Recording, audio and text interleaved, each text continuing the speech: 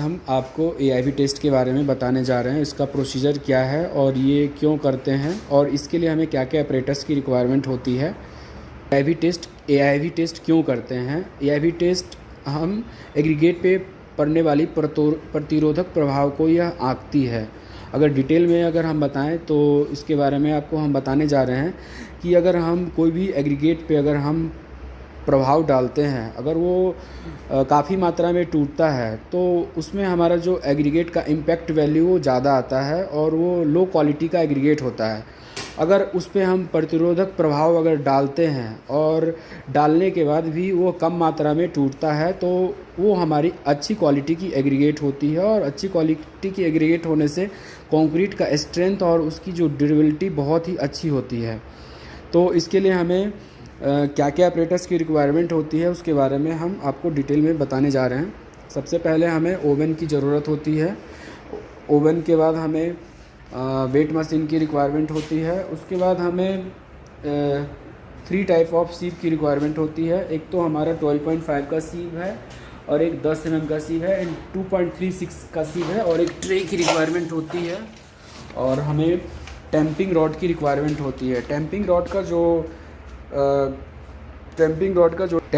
का जो डाया है 10 mm है और इसकी जो लेंथ है वो 230 mm है। आज हम 20 mm एग्रीगेट का एआईवी टेस्ट करने जा रहे हैं। अब ये सैंपल कैसे तैयार करते हैं उसकी विधि के बारे में हम आपको बताने जा रहे हैं। सबसे पहले हम साइड से सैंपल कलेक्ट करते हैं। सैंपल को कलेक्ट करने के बाद हम उसको ओवन में डालते हैं 24 आवर के लिए, और 24 आवर के बाद ओवन से निकालते हैं और उसको रूम टेम्परेचर के लिए छोड़ देते हैं। जब ये एग्रीगेट ठंडा हो जाता है उसके बाद हम इसको 12.5 mm से पास करवाते हैं और 10 mm से जो हमारा रिटर्न मटेरियल बचता है कि ये फ्रेंड्स सीप हमारा सेट हो चुका है। अब ये 12.5 mm के ऊपर हमारा सैंपल रखा गया है। अब इस पे ये सीबिंग करेंगे।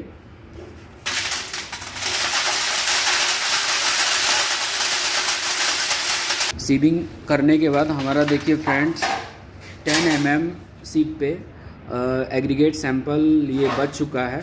उसको हम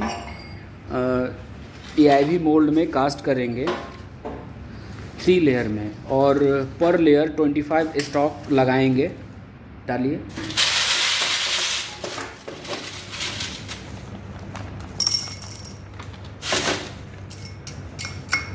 ये एआईवी मोल्ड है। इस मोल्ड का जो डेप्थ है 50 mm है और इसका जो डाया है 75 mm है।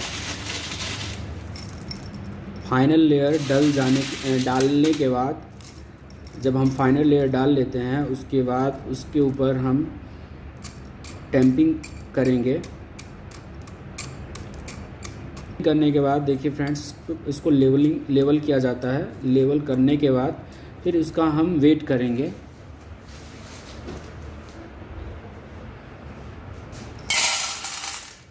वेट करने के बाद जो हमारा सैंपल का वेट आया है 355 ग्राम आया है। इस सैंपल को फिर हम एआईवी मोल्ड में कास्ट करेंगे। एआईवी मोल्ड में कास्ट करने के बाद इस पर हम 25 स्टॉक लगाएंगे। जो इस मोल्ड का जो डाया है 102 mm है और इसका जो डेप्थ है वो है 50 mm है। अब इसको हम एआईवी मशीन में सेट करने जा रहे हैं। देखिए फ्रेंड्स ये हमारा हैमर है। इस हैमर का जो वेट है 13.5 किलो से 14 किलो का है। इसको 380 mm के हाइट से हम फॉल देते हैं, ड्रॉप करते हैं। अब हम ये मोल्ड को सेट करने जा रहे हैं। इस हैमर से हम 15 टाइम स्टॉक मारेंगे, और जब हम एक बार स्टॉक मारेंगे उसका जो सेकंड है वो 1 सेकंड में कंप्लीट करना होता है। स्टार्ट कीजिए।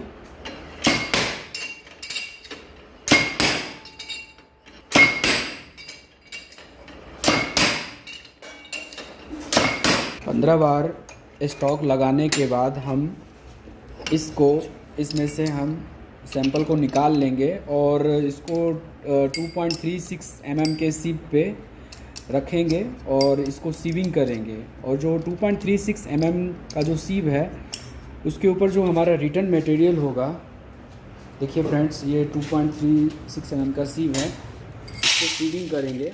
सीविंग करने के बाद इस पे जो 2.36 mm के सीव के ऊपर जो रिटर्न मटेरियल होगा उसको हम वेट करेंगे। अभी ये सीविंग किया जा रहा है। देखिए फ्रेंड्स, सीविंग करने के बाद हमारा सैंपल का जो रिटर्न सैंपल आ चुका है। अब इसका हम वेट करेंगे। इसका जो सीविंग करने के बाद हमारा जो रिटर्न वेट आया है 289 आया है। अब इसका हम कैलकुलेशन करेंगे।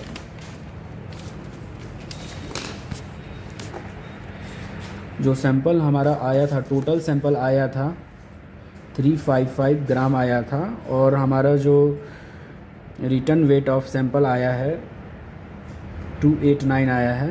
अब इसका जो फॉर्मूला होता है total weight of sample minus weight of return sample minus total weight into 100।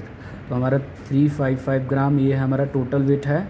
इसमें से जो हमारा रिटर्न वेट है उसको माइनस करेंगे और टोटल वेट हमारा है 355 इंटू 100।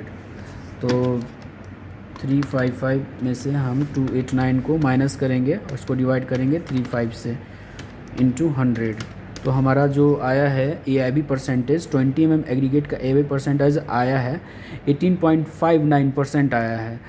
जो हमारा रोड में 30% की रिक्वायरमेंट होती है और बिल्डिंग में हमें 40% की रिक्वायरमेंट होती है, ये हमारा ये कोड कहता है।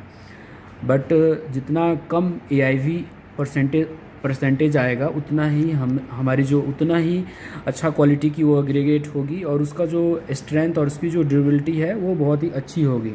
तो अभी आप वीडियो को समाप्त कर रहा हूँ। Thank you friends.